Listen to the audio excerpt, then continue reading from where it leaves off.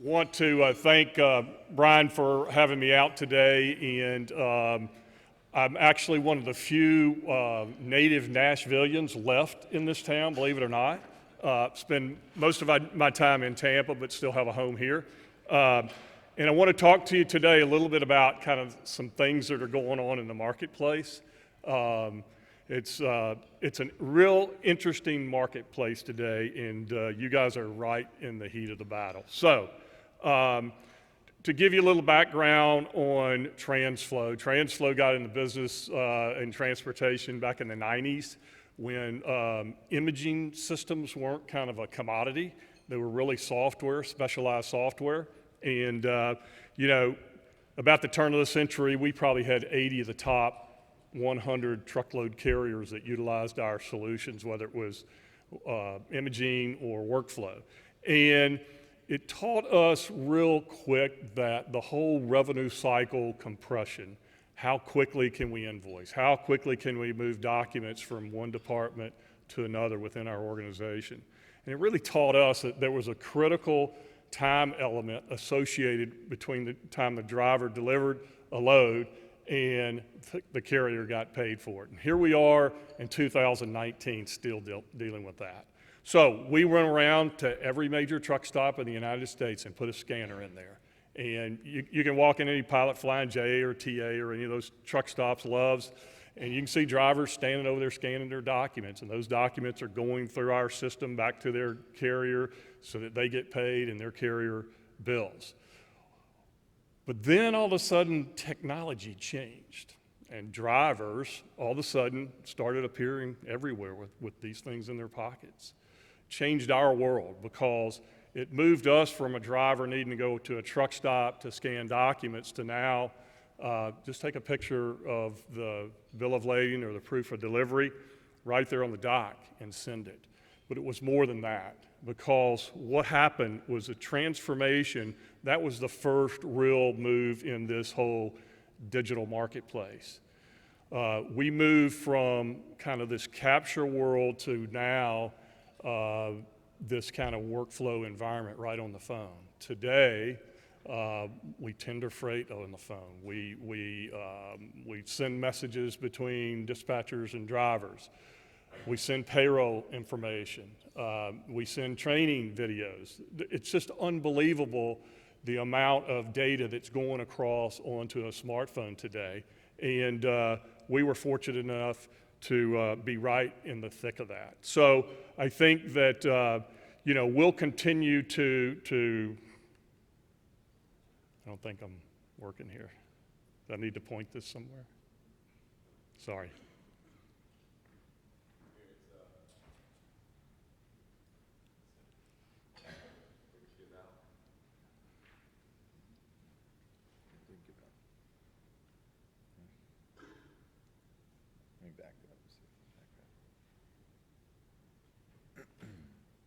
I'll try to control it from back. Hang on. Okay, sorry about this.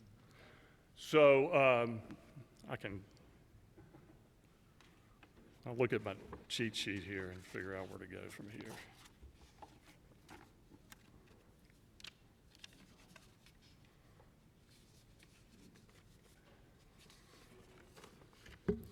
So anyway, while you guys figure out how to advance the next one, I think that you guys are getting slammed with technology. I mean, it's technology, is it blockchain, is it digital freight?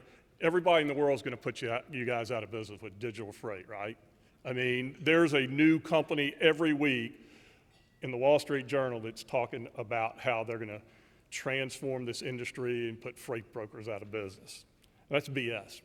They're not coming close to it. But there's still a lot of chatter out there, and there's still a lot of things that you, as a freight broker, have to stay focused on in kind of technology that says, not just what's a technology that's going to put me out of business, but it's really what's a technology that's going to make me more efficient in the business that I have today. There's this autonomous trucks, there's kind of AI. I think, again, you get bombarded and you look around and say, where do I go with this? And so our position is that there's a lot of opportunity for kind of practical use of technology in the marketplace. And we think that because we've been somewhat successful in seeding the marketplace with technology, that we can assist the freight brokerage industry significantly. And let me just go through some kind of, maybe back up here. Let me try it.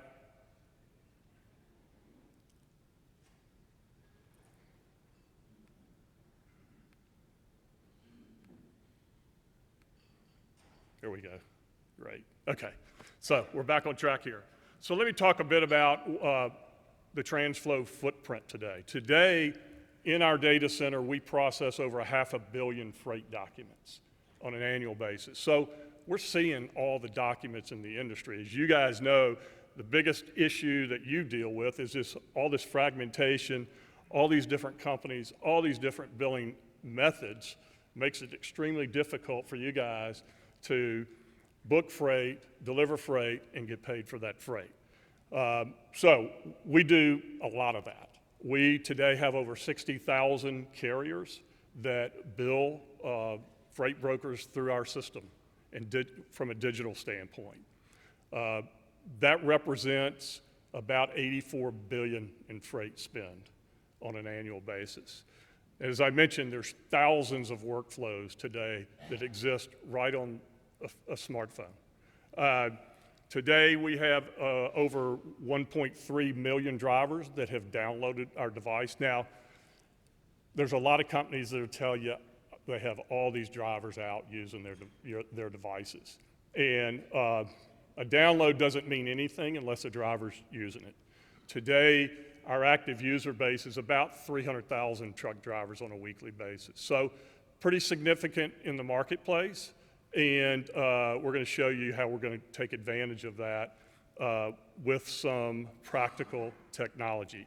We offer ELD devices, little devices you can go buy at any truck stop today, $99 versus 5 years ago you had to spend $1,500 to put one of those in your truck. So technology is rapidly changing, but again, it's the practical use of that technology that is critical to you. So let's talk about the solution that we're talking about with Armstrong today. And by the way, this is the only data center that I know of in transportation that does what it does. And let me explain that. Today, we have an operations center right up the road in Louisville, Kentucky. We literally sit at the end of the runway of UPS Worldport. And at 2 a.m. Every morning, there's a bin that opens up and it sends all these overnight packages to us. And those packages are coming from truck stops, they're coming from fleets, they're coming from freight brokers. And we take those packages and go through our system and digitize them, prep them, and we deliver them before the carrier even gets to the office that morning. That information's sitting ready to bill. We have freight brokers that point their P.O. box to that same facility. We open that mail, digitize it, move it back upstream so that they have it real time. They point their email address. We've downloaded over 60,000 carriers that have a piece of software that they can pull up. It's up to 300 freight brokers today. They put in the name of the freight broker, and it will give them the configuration of that broker and what they want to see to satisfy the invoicing process. So what does all that mean? What that means is that the biggest and best freight brokers in the United States today have about a 10.3-day delay between delivery and bill. And when I say bill, when they require the documentation from the carrier, typically it's 10.3 days before they get that on average. That's the biggest and the best, guys.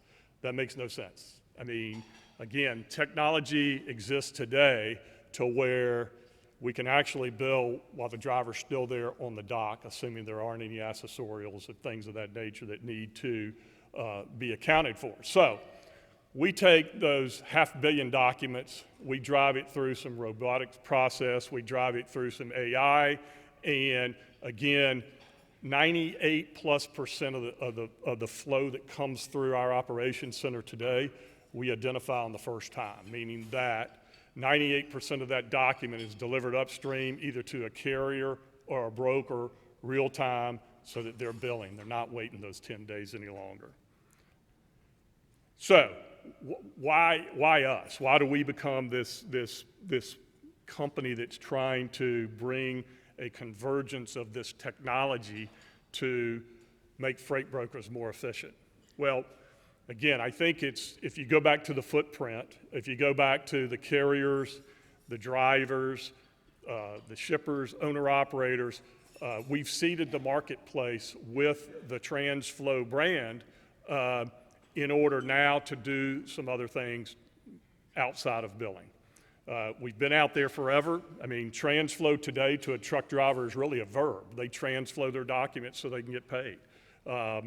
It's a real powerful ecosystem today, and it's one of the largest private clouds in transportation in the United States. So, with that, I'm going to give you a quick look at a vision. And when I say a vision, this vision is happening today. This isn't something that I'm running out to build. This is something that's up and working today. And hopefully we'll get the sound here. And there we go. TransFlow Velocity Plus. TransFlow Velocity Plus is the broker's easy access to a digital platform that interacts between thousands of carriers and drivers. Brokers dispatching loads to carriers via TransFlow's cloud delivered into Command Center or directly to the owner-operator's phone. In the Command Center view, the carrier can select the date, look through different loads, and then assign it to their driver. The driver receives the load through the TransFlow mobile app. They can go to notifications, and that will show there was a load that has been offered to the broker's profile. They go into the profile, and they can look over all the information of that load. Once they agree, they can accept the load, which starts the whole load workflow. Let's go for a ride. The driver is using Copilot. The fleet has DriveWise activated on their app, so the driver receives a Waystation 1 mile ahead notification. And you notice tracking occurs on the Command Center view. An arrival geofence triggers the driver to scan documents or to report an OS&D. When reporting an OS&D, the driver takes a photo, is prompted to fill out the appropriate form, submits it, and it gets attached to that load. After sending the OS&D, you are brought back to begin scanning your documents. They go through their scan workflow. They can adjust the cropping of the document.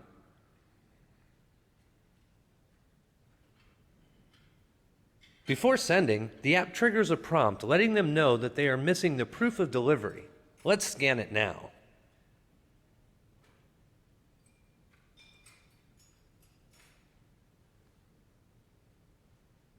We take that batch, we send it, and we get a confirmation.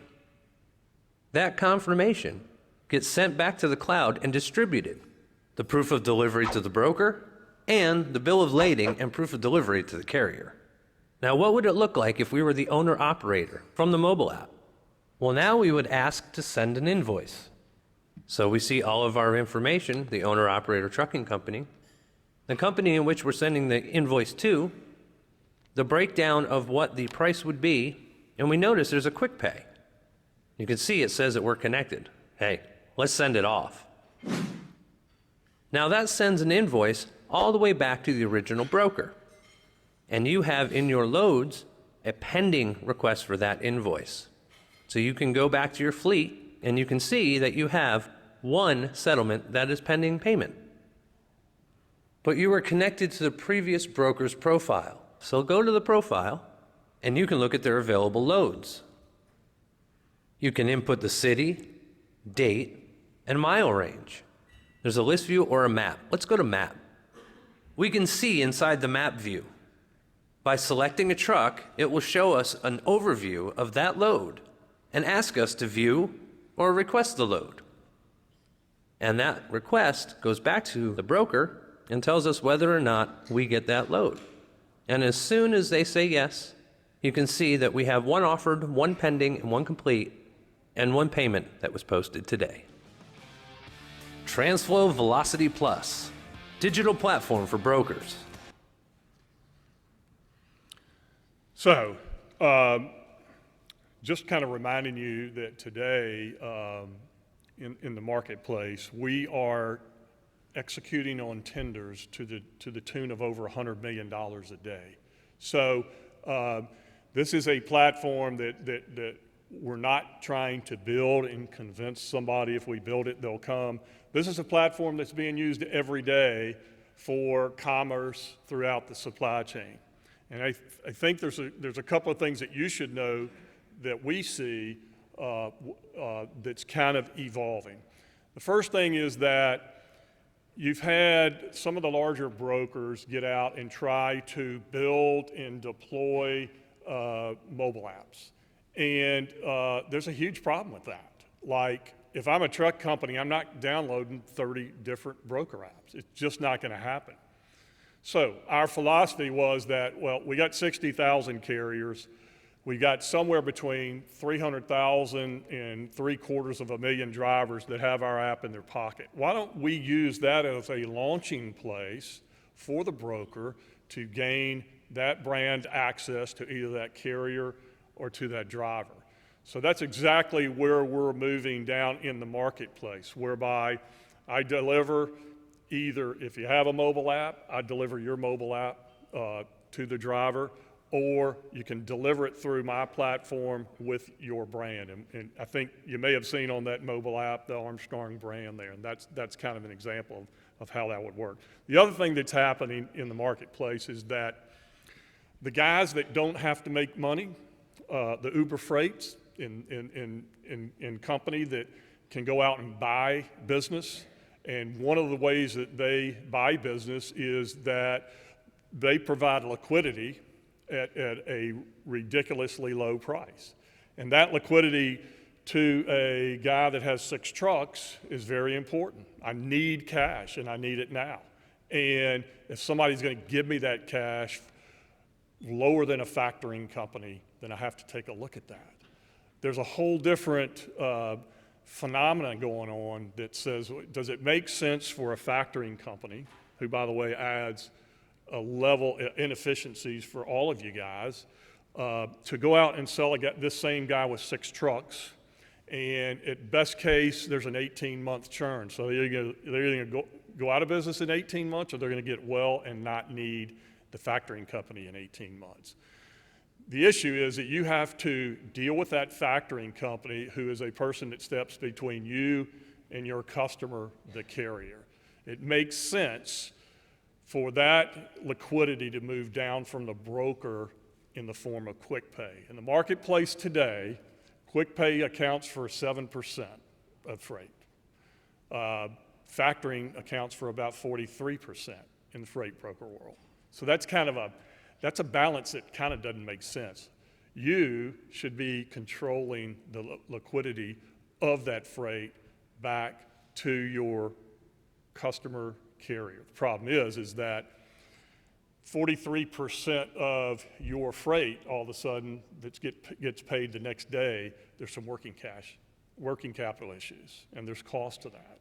So we see, and we're actually working with a couple of banks right now that want to be in that business at very competitive rates. I think that's going to change the dynamics of what we call factoring. I think factoring is going to move upstream to you guys to push liquidity downstream. It makes more sense, it's more natural to do it that way, and it takes costs out of the equation. When we talk about mobile apps, if you looked at the top 400 carriers in the United States today, over 300 of them have our mobile platform. So you see a lot of brand names here. That's really a white label solution that we give all these carriers. It's our solution on the back end, which again allows us visibility to all the different things that are going on in the marketplace, all the different workflows that we have that are driving both broker and major carriers today. Again, I stress to you that you're going to be in the digital marketplace, whether you want to be or not, just because competition is going to drive you there. And to the degree that you can align yourself with a supplier that keeps your brand up front and center, that's the most important thing. And I think that's what we're trying to tell you that we're bringing to the marketplace now. We're not going to be digital freight matchers. We're not in that business. We're going to be a launching pad for your brand to your customer. So, why do we think we can do this? I think that when we look at the analytics on our mobile apps today, we pay a lot of attention to the driver. So again, if I'm a trucking company and I say, yeah, that app maybe makes sense for me to have for my drivers to communicate, to send loads, whatever, it only makes sense if the driver uses it. So that's why when we look at our app, it's more of a center stage app. Today with my app, I can pull in a Pilot truck stop, Pilot Flying J. The app is geofenced. It'll show me the trucks in the lanes of the fueling lanes. It'll tell me who's almost finished and who just started so that I know where to stage my truck. It'll even allow me to do my pre-authorization for the fuel sitting in the comfort of my cab. Now, that's a solution a driver loves. And if that is one of many solutions that you're putting in the driver's hand that allows this technology to become more of a lifestyle than it is a complication or somebody following me around the country on this tracking device, it changes the whole dynamics. And so I think that what we've done in that process is said that, look, freight brokers today are not being successful launching their digital platforms down at the driver level. And there's a reason for that, and we all know. We're not loading 30 and 40 apps to be able to execute freight. And so what is that common platform that can allow multiple brokers to access that end user, the driver? And we think we're there. We're actually turning that on here as we speak, and we think that Armstrong becomes a really neat opportunity to take advantage of that. Added to that, what we give to the small trucking company today, which is what they lack. I mean, they have to act like the big guy. And they can't afford these expensive TMS solutions today. But what they can afford is that if you're tendering freight to them, that they get their own kind of portal that says, I can communicate with my driver, I can track and trace my driver, I can even receive additional load kind of acknowledgement from the freight broker, and I'm not investing in anything. I'm investing in my relationship with my broker at that point. So I think that to step back a minute, we're heading down a path that we think that we will improve the revenue cycle for you, between you and your customers significantly here in the very near future, like maybe next week. And I think that what we're offering you expands well beyond just getting your invoices out faster. We're providing looks at a platform and visibility in the marketplace that spans beyond what most are doing today. So that'll continue to materialize, and gosh, can't wait to step into this. So with that, thank you. Appreciate your time today. The challenging part is for brokers, I said to a couple key people, I'm like, hey, what if I can give you a tool to speed up the paperwork? That was one thing. But here's Frank today to tell you, he's trying to give us a tool to say, what if I give you a tool where instead of issuing an EFS check to this driver, it could go through the app so you can pre-auth saying, hey, I got your EFS ready. You stop at that fuel station. Here's where you get your fuel. So you can start saying, hey, how can we cut out some of the scams? This is stuff that they're already thinking of that we've been trying to figure out as well. The other thing is, the challenge is going to be for us, how can I get my agent network to get their subs to sell this product? And you're probably thinking that in your mind. You're like, well, we can't force drivers to do this. Well, we've already got a good platform. The name and the branding's out there. Having Armstrong build this would be tough, because then who's Armstrong to tell us where to go? But they are already connected to the fuel stations. I mean, their app even tells drivers where the cheapest fuel is going to be. There's all kinds of stuff they're coming out with that's going to help the carrier. So if we fall in line and go down that path and give the carriers more tools and say, hey, we're TransFlow, use TransFlow, and just keep that brand going, saying Armstrong wants you to use this app because it's something that's important to us. We're trying to help you save costs on fuel. We're trying to help you have an automated touch to us, so we're not going to call you 100 times a day. Because I think that's the biggest thing. And he didn't mention this in the talk, but tracking is a big problem for us. We always say, man, we can't get these drivers to do anything. We can't get a hold of them. Well, remember, he's already got ELDs in some of these trucks. So that information, we're already going to have that information. Then when it comes to the other solution, there's different tracking companies out there. What's to say if this app doesn't integrate with those so we can get that information through one source? Again, we're integrating this into our system. In fact, like you said, next week it could be the first phase. Rick has been really pushing through this, and Mark actually cramming through this. And it's a lot of work on our end, a lot of investment, but we think it's worth it for the future. But I want to ask anybody, did anybody have any questions at all before Frank steps down?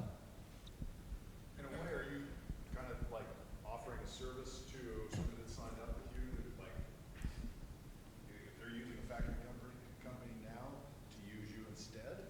So I'm not out selling against factoring companies. No, I know that. But what I'm doing is giving, My phone and I'm yeah. already using it, then why not just? If Armstrong wants to fund that quick pay, I'm going to give it an immediate tool to be able to do that. So something we've thought about sending a survey out to all of our carriers saying, what if we lower our quick pay fees to 1.5%? It's what, 4.5% right now? How much adoption would the carriers come over and say, absolutely, we'd do it then? At that rate of pay, we're cheaper than a factoring company. Now, Armstrong, the beautiful thing about this is we've been very successful. We stack a lot of money in the bank, and we just save money. We have the liquidity to do anything we want. We've talked about becoming a factoring company because we have cash that could go play for that. We all heard this in that room. It's like, oh, I saw it was an Armstrong one, so I called you guys. Yeah. So, and that They see our credit rating. They know how we our credit's good. Our average day to pay right now is 23 days. And I mean, so we're really stepping up.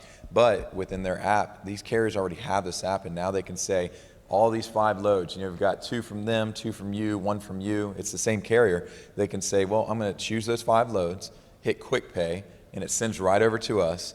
Raise your hand in here, how many of you have gotten pissed off at our accounting group because they missed the quick pay from the carrier that was written, big QP on it, and your carrier calls you saying that was supposed to be quick paid? I promise you it's happened. Absolutely, it's happened. Absolutely, absolutely. Yeah, Rick, it happens all the time. Well, it happens every day because it's human error. Whenever somebody writes QP big, it's easy to see. But when sometimes carriers do this, it's written in about the size of a centimeter, and they say, you missed it, so you owe us money. Oh, come on, man. I need my glasses on to see this. So we're trying to integrate technology to get ahead of some of these issues and problems. And the only way we can do that is we have to find good partners. And what Frank likes to call it, he's Switzerland. He's not against anybody. He's not for or pro anybody. He's like, how can I help everybody? So that's what we're doing. We've got some great partners. We've got DAT, we've got ITS, and now we have TransFlow. And those 3 have been the pinnacle of transportation for a long time. I mean, you saw it back in 1991. That's a long time to be in the industry, period. How many carriers do you know that have been around since 91, period? Not many, just the big box boys. So I'd challenge you guys just to think outside the box how we can utilize this network, and also how powerful is it for you to have an app that your carriers can see the loads on there and accept from a phone. Yeah. Yes, sir. I know this might be a simple question, but as an agent, how do I sign up so they can see my loads? Yeah. This is the first I've seen it. So as an agent, you're not going to have to sign up. We're going to provide that for you. Soon enough, in our, you're going to learn about this in some of the tech panels. Yeah, Rick can tell you a little bit about it because he's been working on it. We're going to end up integrating a couple cool tools, such as one could be the public load board, and it's something where on the public load board, if you want to post out through the, it could be through email, but then you say, okay, well, I want to blast it out to my mobile carriers, the ones that are on a cell phone network. Well, it'll shoot and blast the information through the TransFlow app, and next thing you know, they see what's available for the broker. There's a lot of integration that has to happen to do this, and that's why we're diligently working on V4. I know you have heard a lot of that, version 4. It's the framework of the system. The best way I can think to explain it, and the tech guys will tell me I'm stupid later for it, but it's yeah, they always do. They like to tell me I'm stupid. But so if you own a bus, and you can fit 24 passengers on a bus, and you stack 24 passengers on that bus, that's pretty good living. You've stacked it up, it's full. Well, we did that. Now, what if you had 24 more passengers that are sitting there waiting? Do you just stack them on the same bus and break the axles, break the bridge because you're overweight, and the engine blows because it's just too much capacity? Or do you say, is it time to buy another bus and expand my network? We did that with the framework. Our frame is bent with how many people we've added. How much percentage did we grow? Do y'all remember that this morning? 53%, I think it was. That's a lot of growth in 18 months. So our frame is bent, and our code is a big tree. So now what Rick is doing, and that's why you just keep bugging that guy, he's taking and building a super strong frame. Now when we add TransFlow, it's a module. It's on top of the corner of that box. If TransFlow goes down, the system doesn't go down, which TransFlow never goes down, by the way, guys. If our posting to DAT and ITS goes down, that portion, the whole system's still running. I think by raising hands, and this is for Mark, who remembers the half day that we were down as a company? Man, there's a lot of people raising hands. How many of y'all saw Brian Mann about rip our tech people's heads off? I don't see any of those hands. They remember. That was one of the most crippling moments for me, because all I offer you guys is the beautiful opportunity to use great technology in the Armstrong brand in our cash. That's how we secure your safety. Well, we couldn't do it when our system went down. So now what we're doing is rebuilding the V4, and when we come out with this and then we connect with this, you're going to have one of the most powerful tools we think in the market. I like this. I'm interested when you expect it to go live. Well, we have version 1 of it done now. Rick and Mark have cranked it out. Now, what we want to do is get the part 2 finished, and I think we could get that done, and Rick will tell me I was wrong later, but we could be 2-3 weeks away from that. Yeah. Getting the base off right now is the big step. Yep. There's a couple things to take advantage of, and we'll do that in stages. So the first one would be to get the paperwork all the way through, and then we would start looking at posting loads back to carriers so that they can select what's available. And then we'll go farther. So we have tracking, geofencing, have a lot of ideas around stuff like that like this. And one of our ideas, think about the power if we can utilize the geofencing that they've created, and then we could create in our system when a truck gets in within 10 miles of the delivery location, it texts, email, or whatever, your customer right away saying this person's there. I know Ben Eason, Rick and myself, we've sat down and said, what if we could do something where we alert the customer whenever the carrier's been there for 2 hours and detention's about to start in the 3rd hour, or if it depends on the detention. What if we can create those? Would that make your job easier? Well, that's great, because we have to have an app to do that, and we've partnered up. So any other questions? How many carriers do you guys 60,000. 60,000. So 60,000 carriers. So in our network, Armstrong, I think we have 70,000 carriers that we have in our network, but we only have about 40,000 that are active. You might say, well, why only 40,000 now? Well, let's face it, we have all seen carriers come and go within a 3-month period. You know, the average span of a carrier, if you think about it, you have your big box boys, and then probably, I think it's like 93% of it is a big long tail of carriers of 100 trucks and less. And most of your average trucking companies are 10 trucks and less. That's crazy. And there's what, 250,000 carriers in the network? And here you want to hear something even more crazy? How many DOT employees do you think that are checking the safety on those trucks every day? How many do you think there are? Well, I'll tell you, there's like 150 DOT employees. They check 250,000 carriers. So TransFlow, DAT, and ITS, that's why we need those tools so that we can integrate and get as much information, because I'll be honest with you, they're trying to find that information. They're struggling with it. I always love it when I go to the Internet Truck Stop sessions, or not Internet Truck Stop, I'm sorry, the TIA sessions. And they had, I think it's 2-3 years ago, they had this open board. I mean, we have 500 people in there, and they have this open conversation with mics like this. And they're like, anybody want to come up and ask questions? And a trucking company was there, and the trucking company, the guy comes up, he's like, I've been open for 7 years, and y'all haven't come to do a safety check on me once. 7 years. And he's like, why is that? Well, and then they talked about their employees and stuff like that. Well, that just shows you how behind the market is, and that's why we go out to get tools that have information that we can't touch.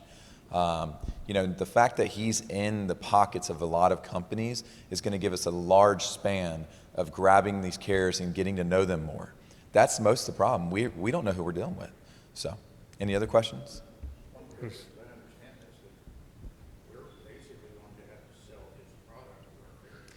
Well, the way I envision this, I don't know if you have to sell it. So I remember JK and JB, their both names are Justin, so I call them by initials. Those two have customers that dictate and require that they have to use a certain tracking service. In fact, I want to say Ryder, which is one of y'all's customers, makes y'all use Project 44? 4Kites. There's nothing we can do about it. It's all about how you to tell your carrier. And here's the way you can do it. It's simple. You know, and I use this for everything. You could put a $50 thing that says, be a MacroPoint approved carrier. That guy's going to download that thing to make sure he gets his $1,000 so he doesn't get paid $950. I say that to all agents. When a driver's late, instead of clipping them $100, why don't you start off on your rate confirmation, putting $100 on-time delivery fee? Then we can actually hold that liable, you know, to the carrier. Same thing with the TransFlow. I'm going to build a training packet on how you're going to sell this product to the carriers. Look, Armstrong's even willing to invest, like, it's almost like a gift card. Hey, driver, if you download this, Armstrong will pay you $5. And you say, well, man, are you going to do that every time? Well, the fact of the matter is, I'm making the company download it. It's one time. That's all they have to do. It's not all the time. And the thing is, if you have 60,000 carriers that are already in there, and the other thing he didn't really touch on, trucking companies, carriers already use this platform all the time for their internal paperwork to send to their dispatchers, because these independent contractors to get paid, the companies, the trucking companies are saying, you have to transfer your documents to us so that we can pay your weekly settlement. They already have it. Yeah, they already have it. Should we target this advertising towards drivers, or should we target these ads towards dispatchers? Well, when you're talking to a dispatcher, you're going to say, hey, are you TransFlow approved? Well, you got to be TransFlow approved. Mm-hmm. It's really easy. The driver will download it. So yeah, and that's the same thing you do. It's a simple sell. These guys had to be very professional at that, because I think it was like 3 customers all at once wanted the same thing, and they had to learn how to do it. It's all about saying, is the driver really in control of you, or are you in control of them? It's a mixed relationship. They need your freight as bad as you need them. So all you have to do is say, hey, we need you to be TransFlow approved so that you can do this. And by the way, you can send your invoice through TransFlow to us and your documents right away. And you know what else? They've got to track, you know, we're going to be able to track you. We're not going to call you 100 times. So there's all kinds of things you can say to get the driver happy with it. Yeah, well, that's the other thing. My big thing to sell to you guys, y'all have all called me, most of you, saying, hey, I'm running out of credit too quick. What can I do? I'm not in control. Your carriers are in control of the paperwork. How can I speed up credit? Yeah, I could extend more credit, but that's not safe for me or for you. So if we have applications that can give us the documents faster, that's going to put the power in our hands. there was one. Oh, look at you. So when I was watching the workflow here, it looked a lot like this as a load board at first, i.e. drivers receiving our load, basically posted to your guys' internal load board. No. It's basically, it's ours. Yeah, no, all it is it's saying they could click on Armstrong, and let's say they deliver in Atlanta, they could say, well, maybe there's another load pickup for Armstrong in that radius, because we can put our loads on through the app. Yeah, Well- it's not a public load No, board. not public. Yeah. Your public load board's sitting right next to you. So this could integrate into our system, it'll push out to both our load boards and your system here. And then if they are using your guys' app, we can basically at that point issue rate runs, et cetera, all through the app, or at least that's how they'll receive it Yep. and handle all of that. Yes, absolutely. It's the biggest mistake in transportation is human error. I mean, how many of you've, I know a lot, I can look at people that have paid claims for this. How many times have people paid claims on a trailer or reefer being set wrong? A lot of people. And you know what? How much insurance pays out on that? Not all the time, because human error. Well, it's the same thing. Human error can be dictated on that rate confirmation, not having the temperature that was set, that you didn't call your customer and ask, because the customer never handed them the document. They just automatically said, oh, this is pork, I'm going to set it down to this degree, 16 degrees. Next thing you know, you figure out it's the Costco pork, the really good stuff that you buy from Costco. It's already lechon. Yeah, it's really good. And it's a microwavable product that didn't need to be frozen. So that's what we're trying to do, is give you more products to eliminate human error. Let's face it, you'll never take the humans out of transportation. I've had many questions, and I don't know, Cody's in here, he's big on technology. I told him, I'm going to get you technology. He's always worried about that. And everybody was worried about Uber, remember? Uber's going to get rid of brokers, and they're going to shut down all brokers, and everything's going to go through Uber. Well, I said it to Carousel, my partners, whenever I started meeting with them. I said, bullshit. Uber's not. Uber's going to turn into a broker pretty soon. Now they're in Chicago hiring 5,000 people, and they're about to become a broker. They lost $5 billion last quarter trying to prove that they can outbeat the human relationship. Congratulations, Uber. You did a great job. So AI technology is always going to be there, but it's the humans and how they use it that's going to make the difference. And that's what we're trying to say. We're going to train you. We're going to create videos. We're going to have Frank's team working with this, and we're going to train you. ITS, we're going to have some tools integrated there, and we're going to train you on these tools. Armstrong has done a horrible job at continuous training. We know that, and that's why we spent so much money on impact brands, so much money on ITS, so much money on TransFlow, because we believe it's important for the next step in future to put technology in your hands and educate you. Just a real quick story. I got one of those new iPads, the new Pros, and I was like, man, it's going to be just like every other iPad. There's a technology panel that I think I'm a part of. I don't know if I am or not. Well, it's coming up in a little bit. Well, it's crazy that I just made a whole presentation in 30 minutes because we forgot to do that presentation.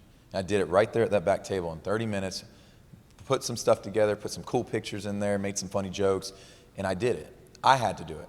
I had the tools to do it with the iPad, with iStock Photo, and with Mark giving me some slides that hopefully they work, because we're talking about things working soon. But I did it. It was a human that did it. I had to think of it. So don't worry about the Ubers of the world or the Amazon. We're going to be here for a long time. Any other questions? Frank, who's your biggest competition? It's a great question, because it depends on kind of where you look. Because if you're saying who are the mobile app guys in the world today, it's probably they're all kind of small. So there's a guy over in Greenville, South Carolina, or whatever. So there's a mobile app. ELD, everybody and their brother has those out there. So I don't know. Back office processing, the way that we do it, where you really totally outsources, no one. And so I don't want to sit up here and say we don't have competition. I think when we look at comprehensive kind of solutions, we don't really have a whole lot of competition, but we have, segment competition all over the place.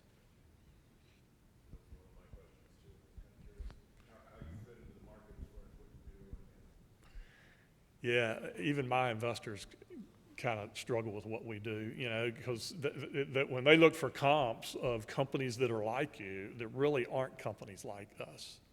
But it's because we got out in this kind of platform transportation area, and we kind of developed a niche. That niche grew into some kind of useful workflow activities between truck drivers, carriers, brokers, truck stops. So we're touching a lot of different places in the supply chain, and it's kind of hard to get in there because there's a bunch of guys building a lot of technology, but we all know in this industry, the fact that you build it, they're not necessarily coming. So there's a ton of good technology out there, but nobody's using it. So. Well, I'm going to end it there. If you have any other questions, Frank, are you going to be around for a little bit? Yeah, actually, I can stay around if I need to, or Well, he'll be here. We've got another session coming up in 5 minutes. I want to give people at least time to take Yeah. a break.